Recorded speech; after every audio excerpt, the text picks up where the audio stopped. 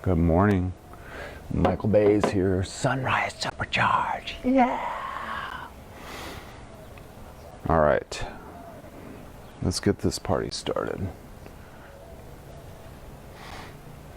We start out with our stone, where we find our center. And the center is everywhere, and the circumference is nowhere. And in our bare feet, we stand on the stone. You kind of put it under your foot to get yourself grounded and spread out your feet. So while I'm doing this, I'm going to answer a couple questions. First is, why do you do this at sunrise? The reason is when I first started this process, and it was during a time in my life when I was going through my own personal apocalypse. I had a near career ending eye injury, and at the same time my mom was dying of lung cancer. She never smoked a day in her life, and came down with lung cancer.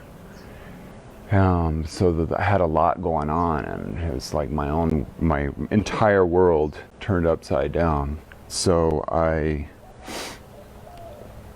went to my shaman friend in Colombia. He's my friend, not my teacher. I'm not an apprentice. There was some dude up in Sedona that spent a few days with him, and he put on his website that he was his apprentice. And my friend Jose, the shaman, Bernie is his shamanic name, got really upset about it. So I want to make that very clear, that I'm not a shaman's apprentice or anything like that. And I pull in traditions from multiple sources, and I've done this for over 15 years. This little process that I do, I mean, it basically has performed miracles in my life. It's changed my life, saved my life, saved my marriage, saved my eye, saved my career. It's done miracles.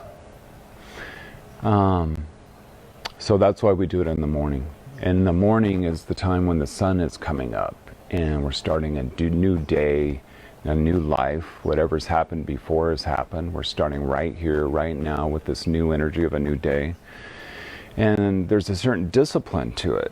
It's difficult to get up in the morning at sunrise. When I first started, I started for a year, and it was painful. I mean, it's still painful. And right now I don't do it every single day, but it's like going to the gym. Like you develop a routine, and if you don't go for a while, if you don't show up, you miss it. And then I start having dreams, like from my ancestors, my mom, and say, "Where are you? We miss you." So that's why I do it in the morning. Discipline, spiritual discipline. If you want anything in your life, you got to bring something to the table. You got to bring something of yourself first. You've got to sacrifice something. So no pain, no gain, right? When my mom died in 2012, she died at home, and I was with her as she passed away. And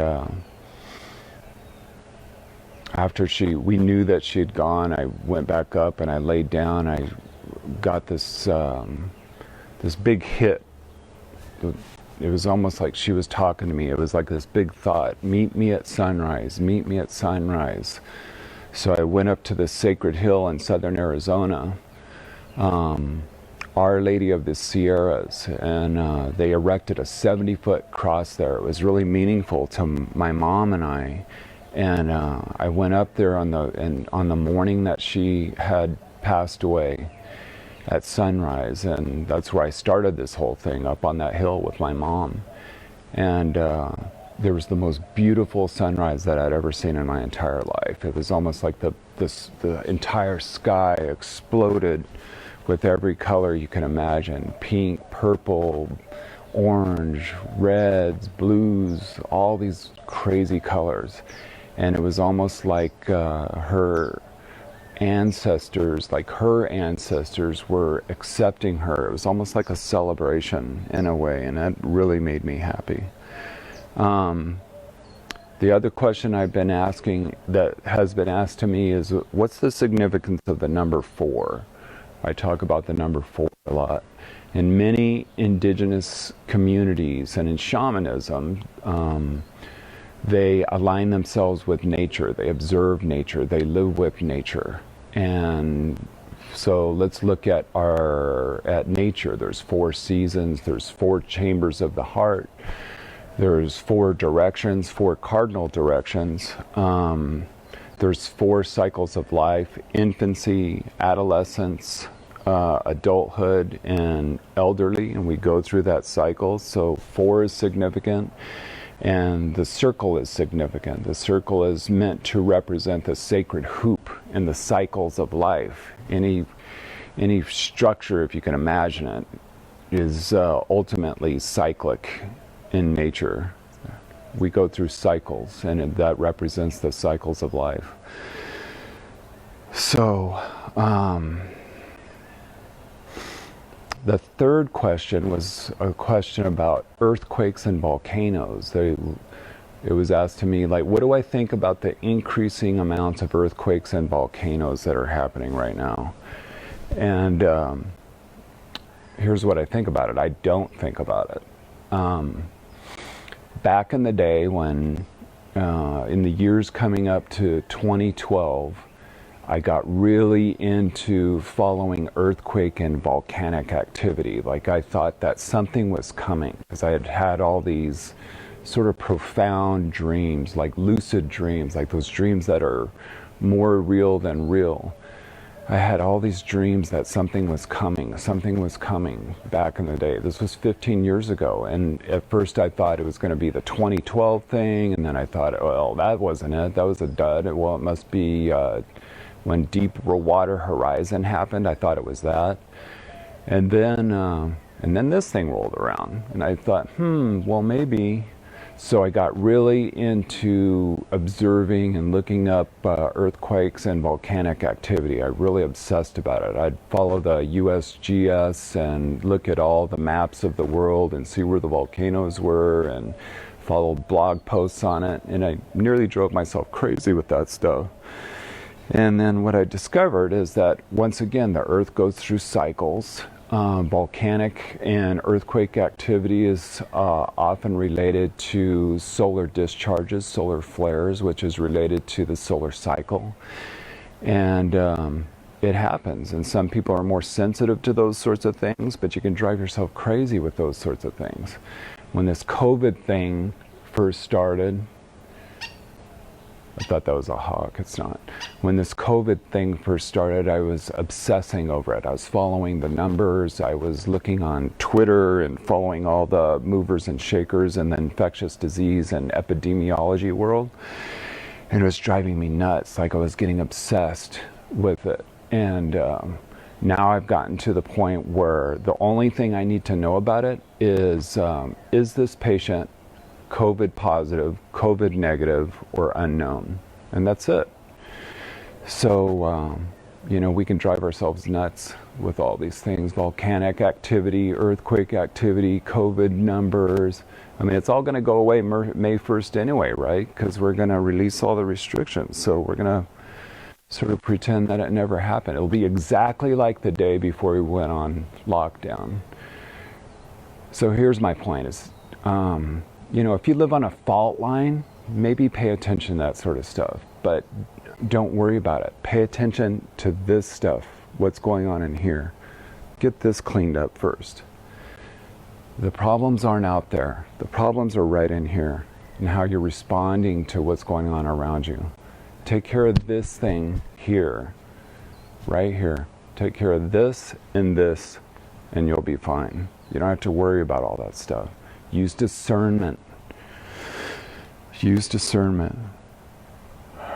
All right, let's get some breathing done. So, another thing with this prayer. So when I first started, I committed to doing it for a year, and I did it every single morning for a year. But then I've done it at other times during the day, so I'm not so stringent about it. I'm not so strict about it. So last night after I got done doing my workout, I was at the football field and I'd run a couple miles, did a bunch of sit-ups and stuff. And by then the sun had gone down and the moon was out and I think Mars was up in the sky, and then it was just this beautiful quiet moment. And the horizon was still kind of glowing because the sun hadn't gone completely out. It wasn't last light yet. And so I just stood there, and then I did my little session, like real quick. And it was a beautiful moment. So try it at different times and see how it feels to you. But if you want to commit to something for some sort of a sacrifice for either you or your family or whatever, then commit to a time of doing it at a certain time of day. I like sunrise, but you could do it also at just before dark. But commit to a number of days, like the minimum 40. We're in a quarantine, right? Quarantine's 40 days. During the plague, they used to keep the ships offshore for 40 days before they would let the crew members off, before they could disembark. That's a quarantine. Quarantine. All right, let's do our breathing. So here's how you do it. If you haven't tuned in before, you reach up, and if you haven't woke up by now, you'll do it. You'll wake up after you get done with this. Reach up like you're grabbing some energy and pull it into yourself, and at the same time exhale through your nose. So you're going, and we do 3 sets of 30. And I always lose count, so don't get mad at me if I lose count. Just enjoy it, have fun with it, and then watch yourself, because like half the time I show up to work with snot in my nose, so you gotta kind of check yourself before you go anywhere. All right, here we go.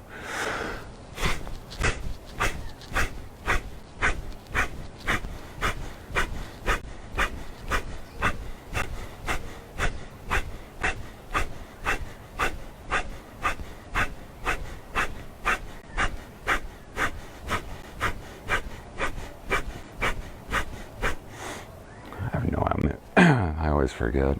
I just start getting into it and then I forget. That's like 42 maybe. And then just relax. Relax. Start opening up. Open up all your senses. Feel the temperature of the air. This morning a couple of hawks like were chasing each other and like buzzed me. Like I was like, they were close. Sometimes there's owls out here, sometimes coyotes, javelina, bobcats, occasional snake. Not too many rattlesnakes. I haven't seen any rattlesnakes in the morning. King snakes, pack rats. Just imagine that all the birds in the world right now are waking up. All right, here we go.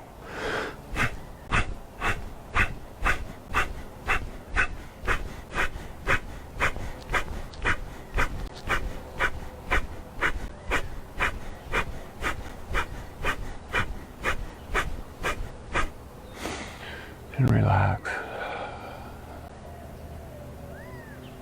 I'm positioned pretty well here with all the trees and bushes, and plus it's convenient because it's right out my back door.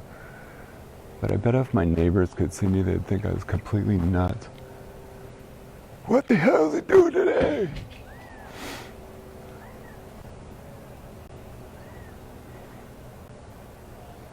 All right, let's do another set of 10. Here we go.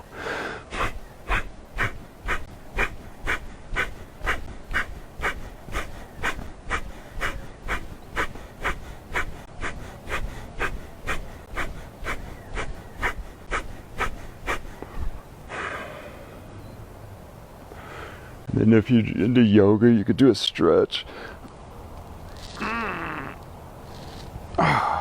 You're getting yourself ready for the day. So I like to prepare myself.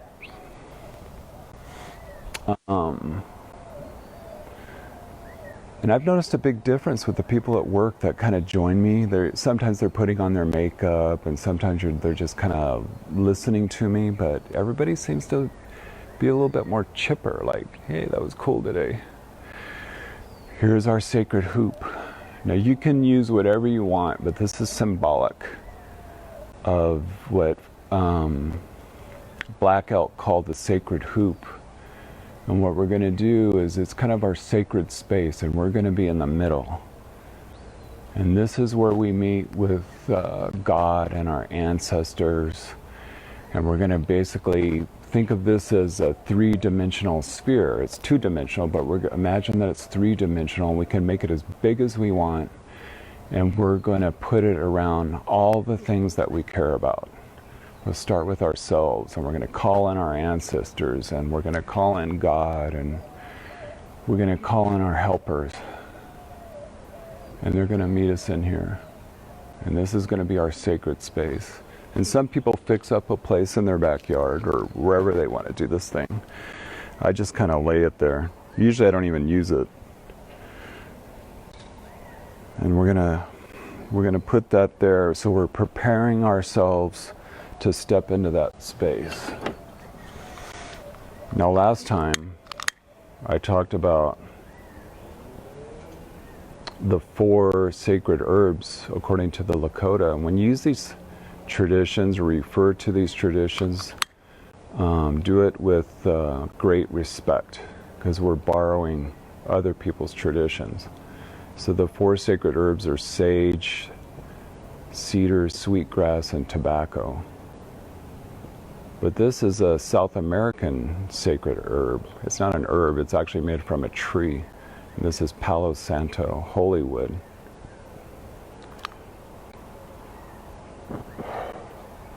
And this is actually my favorite. Clears negative energy and attracts good energy. When my mom was dying, and this is what I burned over my mom. It's an endangered species, so make sure that you get it from a sustainable resource. I get all my stuff from my friend Atreya at Spirit's Child in Tucson. Support your local businesses. So we're creating sacred space.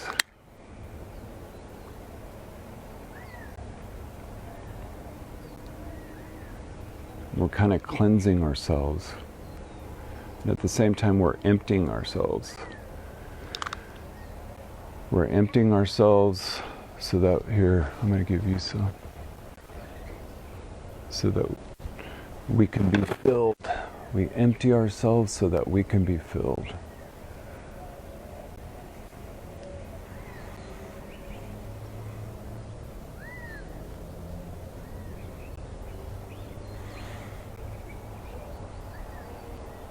I love this stuff. Palo Santo.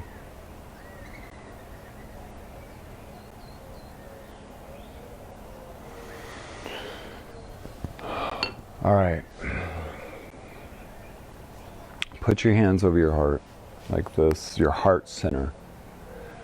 And hold your heart as though you were holding a priceless object, or a baby, or a puppy, or you're holding, imagine that you're holding someone that you really, really care about. You're holding them tenderly, like maybe one of your kids, or maybe yourself. And right now we're going to do something a little bit different. And we're going to call on the 4 attributes of the heart. All right. The 4 attributes of the heart. And the first is compassion. Boundless, oceanic, limitless, infinite compassion. And just sit with that for a minute.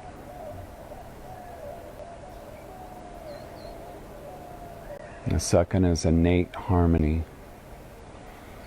The calm at the center of the storm. Innate harmony. no matter what's going on around you. Absolute stillness. The eye of the needle. Innate harmony.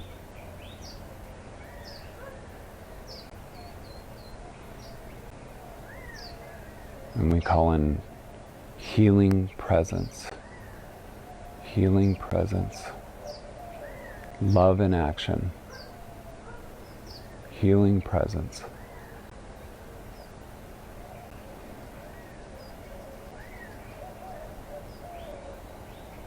Within you and about you, imagine healing presence filling every cell in your body, and you radiating out healing presence. It's your vibration.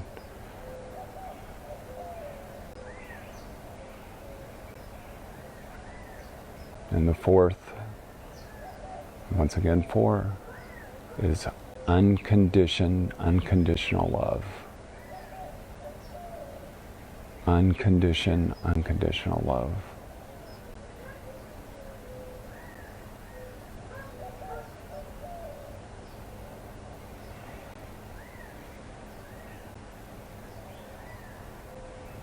Now just for a moment, pull up one moment from your life, anytime in your lifetime. It could be something that happened recently or something that happened with a child, something that happened with a relative. One moment that you could feel truly grateful for. And step into that moment like you're there, like you're reliving it. Try to recall every single detail. One moment.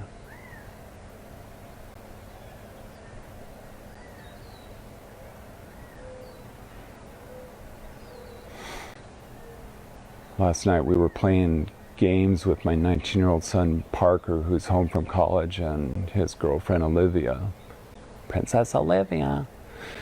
And we're laughing and having fun, and I realized, like, without that virus, this would never be happening. So grateful. So any moment. And with that sense of gratitude, then you're ready to step into your sacred circle. So here we go. I'm going to have my back to you because we're facing the east. And what we're going to do is we're going to call in God and Mother Earth and the spirits of the 4 directions. Some people call them the 4 winds. So here we go. Koe, koe, koe, wakantanka, tankashilo, unchimaka, pachamama, spirits of the east, and the south, and the west, and the north, above and below and center. I call upon you. And say it out loud. It's very important to say it out loud. It feels weird at first, but you get used to it. Say it out loud. I call upon you, and say your name. Michael Bay's here in Tucson. You're calling upon him. Be firm about it. I call upon you. Be here now. Be here now. And then you can call upon your ancestors. And I've changed my technique. Was talking to one of my teachers recently, and she said, call them by their full name. And you can imagine that maybe your ancestors are kind of in this wispy kind of spirit world, almost like a vapor. And as you call their name and you set your intention for them to come in, that they're sort of consolidating, and they're using the morning sunlight to come in and consolidate and be around you. Your spirit, your ancestors and your spirit helpers. So call them by name. So Mom, Patricia Ann Bays. Dom, Grace Lou Roberts. Mary Bays. Clyde Earl Bays. Edwin Roy Bays.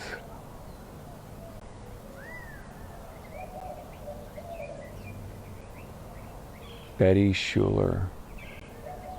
Alice Peru. Earl Bays. Albert Bays, Samuel Moraga. I call upon you, be here now. And at the very least, we're acknowledging them. It's like that Disney movie Coco, you know? Maybe in their world, like they don't even remember that they ever existed, but then they hear this whisper, like someone calling from a distance, they hear this whisper and they're going, what? I call upon you and call upon your spirit helpers. We call upon our spirit helpers, all the helpers who love and care about us from all the directions. Any friends of yours that have passed away, Mike Rainey, J.T. O'Neill, I call upon you. Be here now. I send you my love and my thanks and my gratitude. Be here now. And send blessings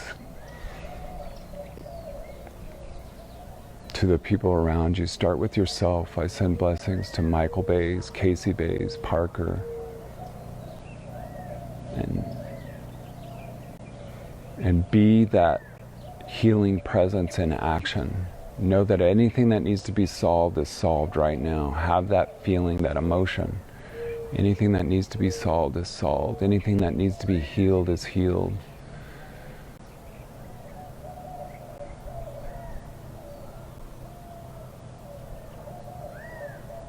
Thank you for this beautiful day. Thank you for the healing that continues to come to me as my heart grows stronger, my vision's more clear, my confidence, enthusiasm, my gratitude grow great every day.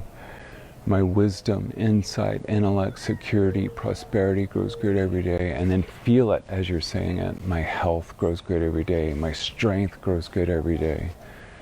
Feel it. My wisdom, my insight, my intuition grows great every day. Thank you. Thank you for this beautiful day, this beautiful sunrise, for the birds and the trees and the air and the water that we drink. Thank you for my family. Thank you for a roof over my head, the food we eat. Thank you for farmers,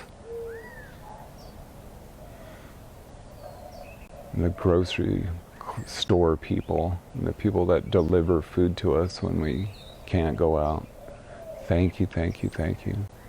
Every day of your life, the first words out of your mouth should be thank you. Thank you for your teachers. Thank your teachers. If you have any teachers,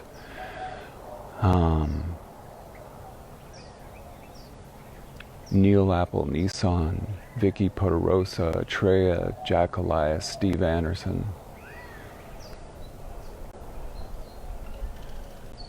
Curtis Kekaba,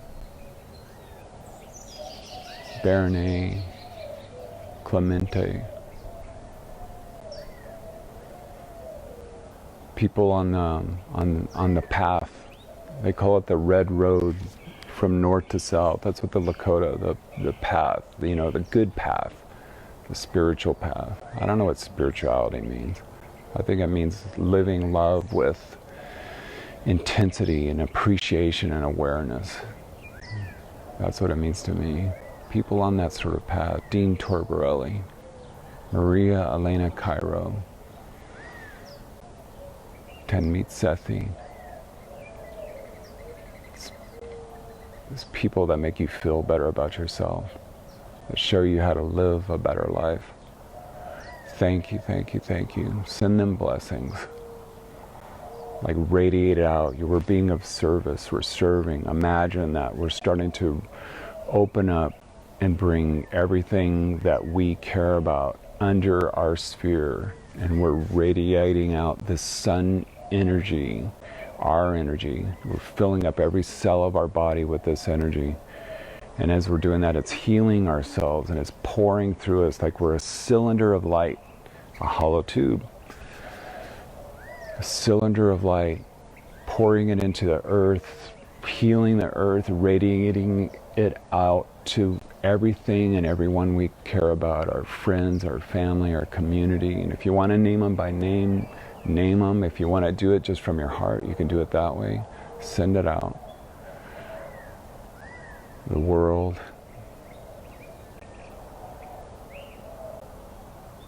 We're stepping back, like we have the power to do it.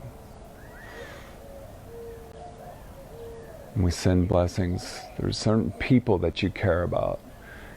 Imagine that you're bringing them under your sphere as you say their name. Tanmeet Sethi, Steve Oliver, Zubin, Neha, Sahaj, I send you blessings. Golden light flows through all your hearts, making your hearts grow lighter and brighter. Thank you, thank you, thank you. I send blessings to Michael Bays. Send blessings to yourself. Casey Bays, Austin Wayman, Lincoln Lilly, Parker Bays, Olivia Wheeler, Amy Wheeler. My family here in Tucson and up in Phoenix, in Sierra Vista, Papa and Wanda. Send it out.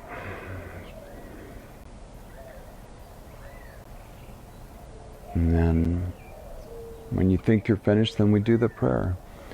This prayer is a prayer to call in the sweetness of life. It's really simple.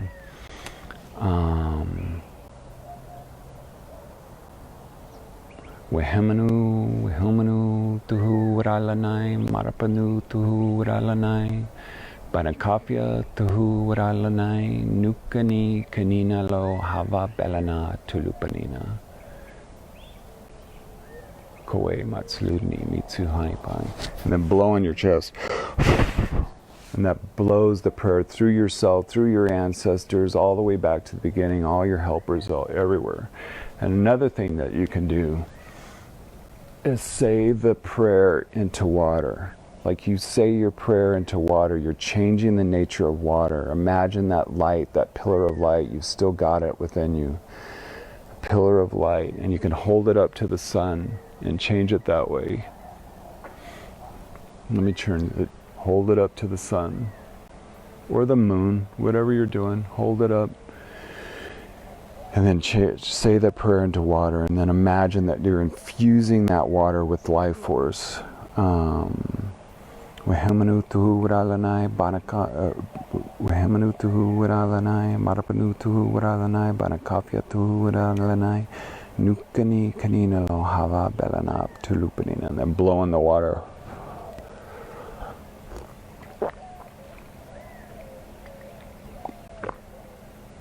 Imagine that it's glowing and just filling every cell of your body, and it's healing you as you do it. And then usually by now I talk to my mom and I say, Mom, I love you, I love you, I love you. And whatever's going on in my life, I tell her. I'm so happy to have Parker home and Olivia over, Princess Olivia. We had such a great time. You'd be so proud of them. So proud. And Casey's flying today. Casey, my wife Casey works part-time as a flight attendant flying military around. So she's flying today. So please watch over Casey, keep her safe. Know that I love you. And then I think that's about it.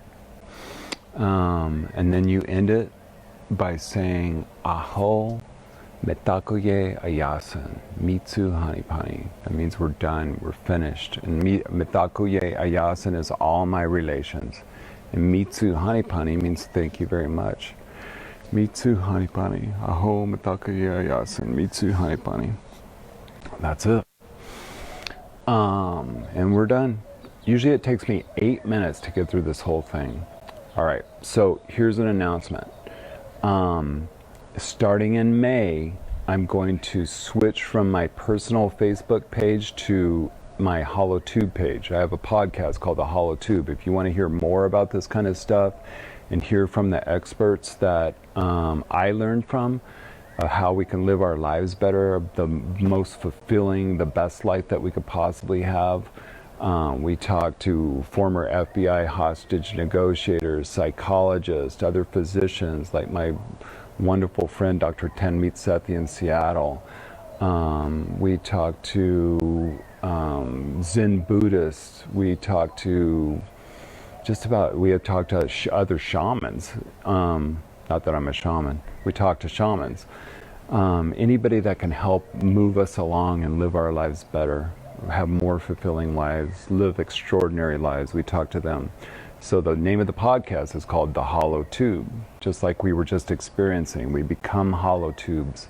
We empty ourselves so that we can be filled. A hollow tube. So my Facebook page is at The Hollow Tube. So look that up and like it, because starting in May, I'm going to switch and start doing this on there. And I think that's it. Everybody have a great day. Mitsu, honey bunny. Have a great one.